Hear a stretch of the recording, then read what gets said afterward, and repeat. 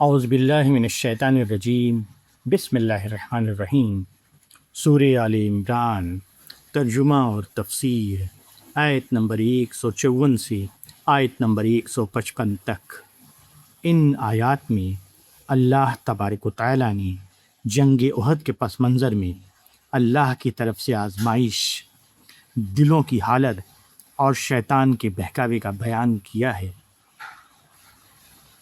ثم انزل علیکم من بعد الغم امانۃ نعاسا یغشی طائفۃ منکم وطائفۃ قد اہمتہم انفسہم یظنون باللہ غیر الحق ظن الجاہلیۃ یقولون هل لنا من الامر من شیء قل ان الامر کلہ للہ یخفون فی انفسہم ما لا یبدون لک یقولون لو کان لنا من الامر شیء ما قتلنا ہاہنا قل لو کنتم فی بیوتکم لبرز الذین کتب علیہم القتل الی مضاجعہم ولیبتلی اللہ ما فی صدورکم ولیمحص ما فی قلوبکم واللہ علیم بذات الصدور ان الذین تولوا منکم یوم التقى الجمعان انما استزلهم الشیطان ببعض ما کسبوا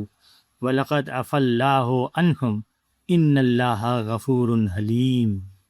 سورہ آل عمران کی ان آیات کا ترجمہ ہے۔ پھر اللہ نے تمہارے اوپر غم کے بعد اطمینان اتارا، یعنی اون، جس کا تم میں سے ایک جماعت پر غلبہ ہو رہا تھا، اور ایک جماعت وہ تھی کہ اس کو اپنی جانوں کی فکر پڑی ہوئی تھی۔ وہ اللہ کے بارے میں خلاف حقیقت خیالات، جاہلیت کے خیالات قائم کر رہے تھے۔ وہ کہتے تھے کیا ہمارا بھی کچھ اختیار ہے؟ کہو سارا معاملہ اللہ کے اختیار میں ہے۔ وہ اپنے دلوں میں ایسی بات چھپائے ہوئے ہیں جو وہ تم پر ظاہر نہیں کرتے۔ وہ کہتے ہیں کہ اگر اس معاملے میں کچھ ہمارا بھی دخل ہوتا تو ہم یہاں نہ مارے جاتے۔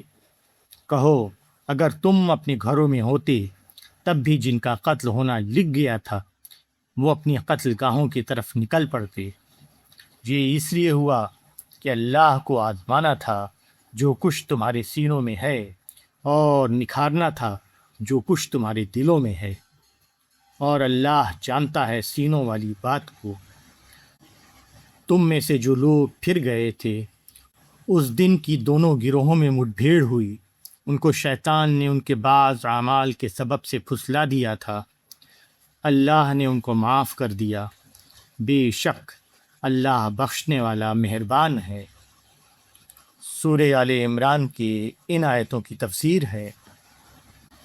زندگی کے معرکے میں سب سے زیادہ اہمیت اس بات کی ہوتی ہے کہ آدمی کا چین اس سے رخصت نہ ہو، وہ پوری یکسوئی کے ساتھ اپنا منصوبہ بنانے کے قابل رہے۔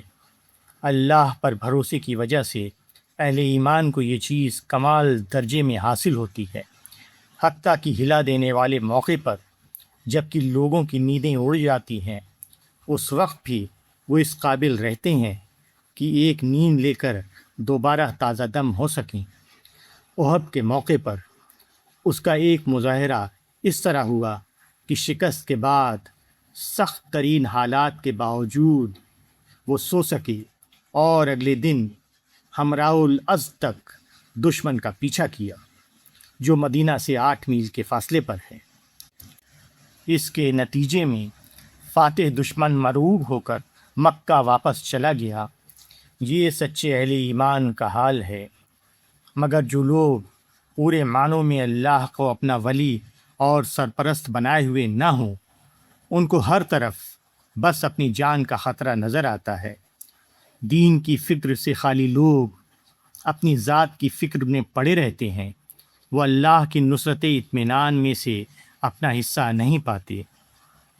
احد کے موقع پر عبداللہ بن ابی کی رائے تھی کہ مدینہ میں رہ کر جنگ کی جائے، مگر رسول اللہ صلی اللہ علیہ وسلم مخلص مسلمانوں کے مشورے پر باہر نکلے اور احد پہاڑ کے دامن میں مقابلہ کیا۔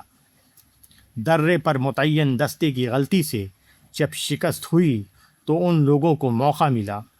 انہوں نے کہنا شروع کیا کہ اگر ہماری بات مانی گئی ہوتی اور مدینہ میں رہ کر لڑتے تو اس بربادی کی نوبت نہ آتی، مگر موت خدا کی طرف سے ہے اور وہیں آ کر رہتی ہے جہاں وہ کسی کے لیے لکھی ہوئی ہے۔